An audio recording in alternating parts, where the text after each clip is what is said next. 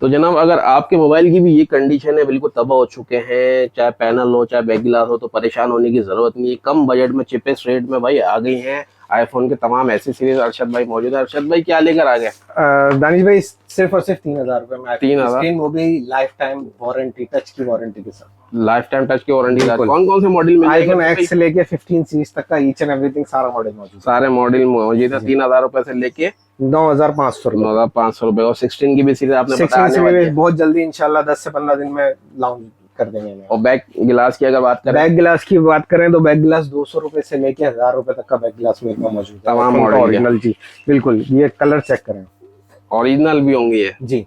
यानी कि 200 रुपए यानी का मतलब ये प्रोटेक्ट ये प्राइस लोगों आपको के मिल ये रहा है। लोगों का जबरदस्त। सामान रेडी हो रहा है, मुख्तलिफ शहरों में हमारे भाइयों का ऑर्डर है, वो डिलीवर कर रहे हैं। दुकानदारों को भी सदर मोबाइल मार्केट में भाई यहाँ से जाता माल, ये सब दे रहे होते हैं। इसके अलावा आईफोन के तमाम रिपेयरिंग का काम यहाँ पे किया जाता है। जी, ये सारा हमारा रिपेयरिंग का लैब है, रिपेयरिंग का सारा काम। एड्रेस और नंबर बताइए कि shop number 1F new Sarina family market, Saki Hasan, Karachi. और नंबर आप दे रहे हैं? 0332 214 2141।